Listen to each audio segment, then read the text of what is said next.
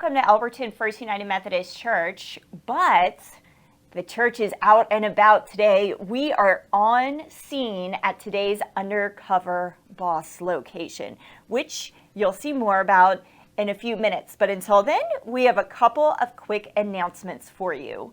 Starting with, let's say Happy Father's Day. Happy Father's Day. To all our fathers, wherever they may be, whether they're in heaven or they're on earth with us still, we appreciate our fathers and the men in our lives that act as fathers. Thank you to each and every one of you. And you can't be a father without children. And what cool children's stuff do we have coming up, Elizabeth? Well, coming up, we have our Vacation Bible School. And there are some needs for VBS. Currently, we are in need of volunteers. Now, you can volunteer if you are a parent, if you're not a parent, if you just want to get involved and meet some of the other volunteers and come and have some fun with the kids. We would love to have you sign up. And the other items we are needing for VBS are going to be supplies. The theme this time is going to be a wilderness escape. So if you have large refrigerator boxes, TV boxes, any large cardboard boxes, those would be very helpful. Also, sheets, fabrics, towels, preferably geometric patterns or solid colors if available. What else? Large sheets of styrofoam. I don't know what this is going to be. Did I hear something about reindeer? Yes, reindeer, like the reindeer we display in our yards at Christmas. If you have any of those sitting around, those would be helpful. And Egyptian themed decor. If you happen to have Egyptian themed decor sitting around your house, that would be something that we could use at VBS to make this a really fun experience for the kids and for the volunteers. Well, I don't know about you, but I feel like I need to volunteer just to see how all this is going to come together and how the reindeer is going to go with the sheets, which is going to go with the Egyptian something that I don't have at my house, but someone out there might. So that would be super cool. So if you want to volunteer, just call the church office and we'll get you involved in that. Now, VBS isn't until the middle of July, but you don't have to wait that long in order for your kids to be having fun. So every Monday is kids camp. It starts at, I'm going to say 9 a.m. Starts at 9 a.m. and goes until noon. It's $10 per child, and they just have absolutely so much fun. So if you're a parent and you're like, kids are driving me crazy, we got somewhere for them to go on a Monday. We preferred if you sign your kids up beforehand so we know how many little mouths we need to feed and things like that. So just contact the church office. And then I think we have one more about services coming up. Yes, the combined service. This is going to be for the July 4th weekend, which falls on I think that's July the 4th falls on a Monday, so that is going to be Sunday, July the 3rd. Okay. We are going to have a combined service, and that will be in the sanctuary it's going to be in the Cross and Flame this time because it's in the sanctuary. It is in the sanctuary at 10 a.m. It's in the sanctuary at 10 a.m. Sunday, July the 3rd. Let's all show up for some good entire church family fellowship. I look forward to seeing everybody there. So my name's Jackson, and I'm the CEO of the bank. And I want to find out how my customers are being treated and more about my company by talking to my employees. But I'm afraid that they won't really talk to me. So I'm going to go undercover, and I'll be Rick, and they won't know who I am. But I've got to get into disguise first.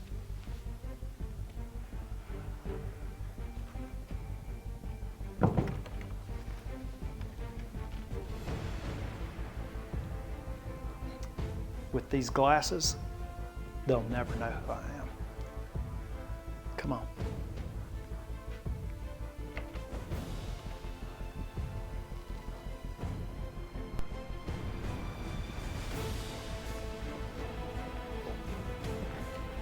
Remember, I'm undercover. We're going to go into the bank now.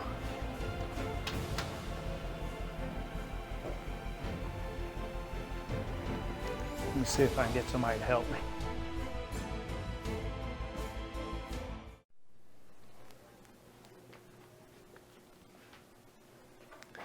Hey, good morning. Good morning. My name is Elizabeth. How may I help Hey, you? Elizabeth, good morning. My name's Rick. Nice to meet you, Rick. I wonder if you might could give me a hand. Be happy to. My boss left town and left me with a fortune, and I honestly don't know what to do with it. And wondered if you might could give me some advice. That looks like a lot of money. It is, and I want to make sure that I do the right thing with it. And I know he would be expecting a lot, so I've just thought I might come get some help so I would know better what to do. Well, you've come to the right place. Before we talk business here, we would like to get to know our customers a little bit better. So tell me a little bit about yourself. Tell me about yourself and your family. Well, you can probably tell I'm from the South from my accent, but yeah, I'm new to town, and we're settling in and don't have a place yet. Okay. Well, I've lived here my whole life, and I love working here at the bank. I love assisting customers and helping new people, especially people who are new to the area. Well, good. I obviously came to the right place. Yes, then. you did, and obviously I'm from the South too, and we like to welcome everyone. So let's talk about your risk level here. We can do a low risk, which is, of course, you're more conservative. It's not going to pay as much as your high risk. So it sort of depends on what time frame you're looking at, and do you like the roller coaster ride, or do you like a more even, say, like a carousel ride? Or you could always just dig a hole and bury this in the ground.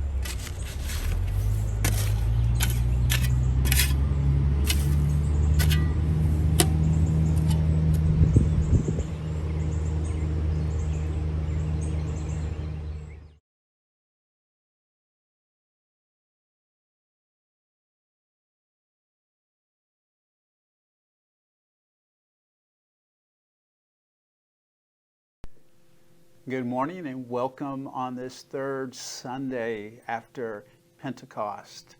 And we are going to be looking in our series, Undercover Boss, the parable of the talents. We're going to read from Matthew 25, beginning with verse 19. Verse 14. The kingdom of heaven is like a man who was leaving on a trip, and he called his servants and he handed his possessions over to them. To one he gave 5 talents, and to another he gave 2, and to another he gave 1. And he gave each servant according to that servant's ability. Then he left on his journey. After the man had left, the servant who had 5 valuable coins took them and went to work doing business with them. He gained 5 more. In the same way, the one who had 2 valuable coins, 2 more. But the servant who had received 1 valuable coin dug a hole, and in the ground he buried the master's treasure. Now, after a long time, the master of those servants returned, and they settled accounts with them. And the one who had 5 valuable coins came forward with 5 valuable coins. And he said, Master, you gave me 5 valuable coins. Look, I've gained 5 more. And his master replied, Excellent. You are a good and faithful servant. You have been faithful over a little. I'll put you in charge of much. Come and celebrate with me. The second servant also came forward and said, Master, you gave me 2 valuable coins. Look, I've gained 2 more. His master replied, Well done.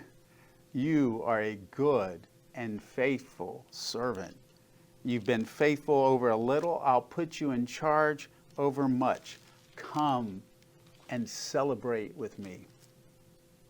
Now the one who had received 1 valuable coin came and said, Master, I knew that you are a hard man.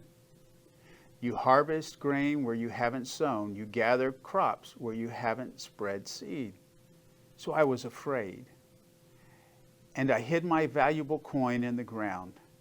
Here, you have what's yours. His master replied, You evil and lazy servant. You knew that I harvest grain where I haven't sown, and that I gather crops where I haven't spread seed.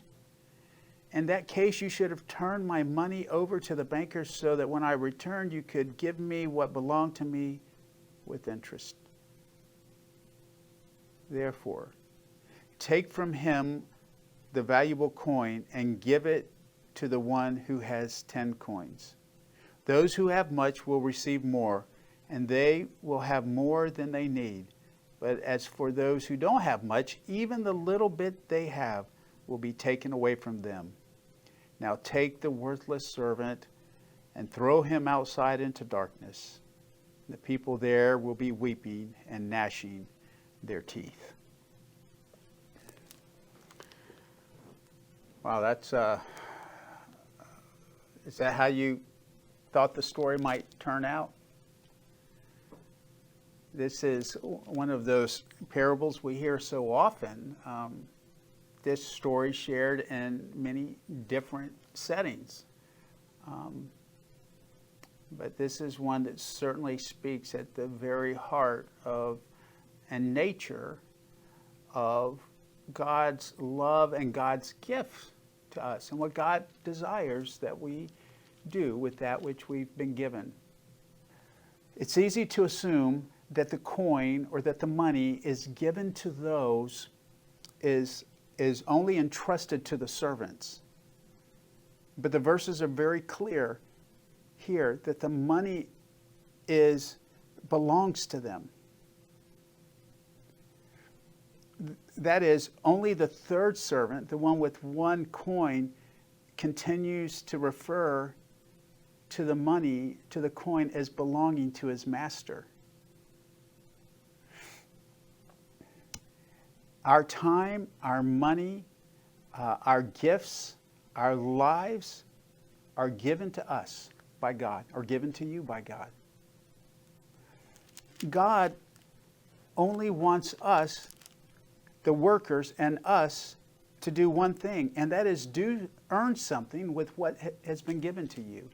Use the gifts that you have, be it 5 or 2 or 1. You realize 1 talent in Luke's gospel and 1 coin, that might be 15 years worth of wages. It was a lot. You see, God has given us much, and he just wants us to use that which we've been given. He wants us to employ it. He doesn't come to take the gift back. He just wants to know that we've used the gift that we've been given. How are you using your talent? And then I want to share, as you think about that, I want to share that we tend to look at the one with one talent, perhaps in the scripture, he certainly becomes the villain. I didn't start off thinking of him that way. In fact, I kind of felt sorry for him. Kind of felt sorry for the person that only has the one talent. Maybe you know people like that. Maybe you feel like that. And but in more theological terms, if we look at this a little closer and we look more critically at our understanding and our definition of sin, we're inclined to define sin in matters obviously, like matters of flesh, or in the classic Trinity thought of thought, word, and deed, right? That's how we tend to think about sin and doing wrong to others, being hurtful, doing wrong to yourself. But perhaps the sin most to be feared, the one so easy to beset us, is our failure to trust God. The landowner believed in the servant enough to trust him with the gold. But he, the servant, didn't believe in himself that much. And nor did he have any trust or belief in the landowner's belief in him. And I think therein lies our greatest difficulty. Maybe our greatest sin is our failure to trust God.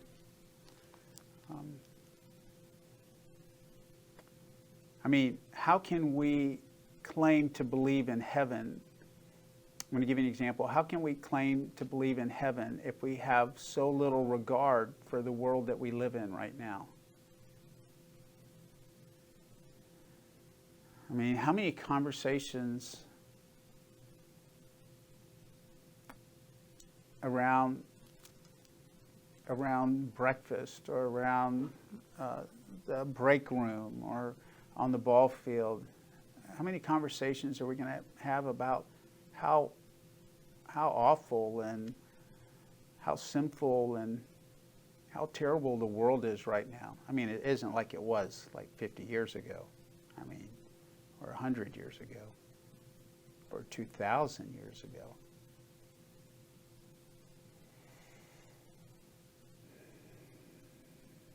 I mean, if we who believe in God and believe in the eternity of heaven, and that God and Jesus Christ has saved us, has ransomed us, and we believe in our relationship with God in heaven and eternity, how is it that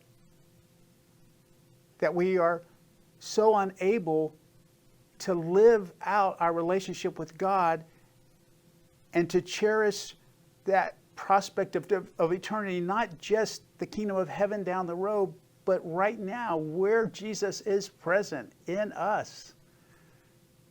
I mean, if we can't lay hold of his work in and around us, if we can't see it in and around us or in us, or can't see it in the world, what does that say about our trust in him? I mean, he created this, all of this, and he said it's good.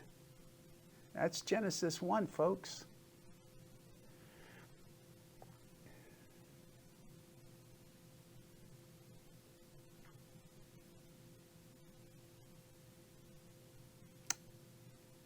Can you see the world with gladness and goodness? I want to invite you. To use your talent.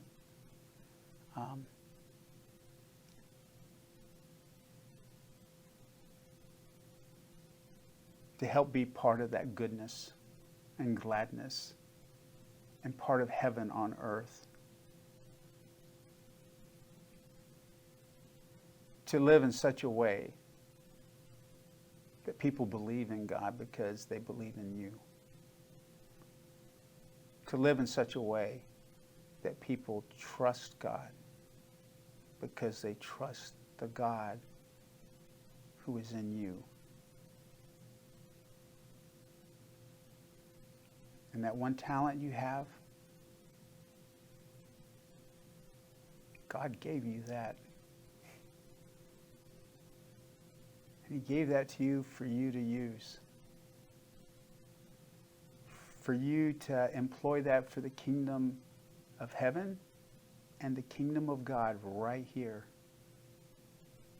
He wants you to not hide that light under a bushel or bury that talent in the ground. Look, it may have been in the ground for a little while, but it's not too late. It's not too late to trust God, to trust that he knows what he's doing when he made you in his image and loved and loves you.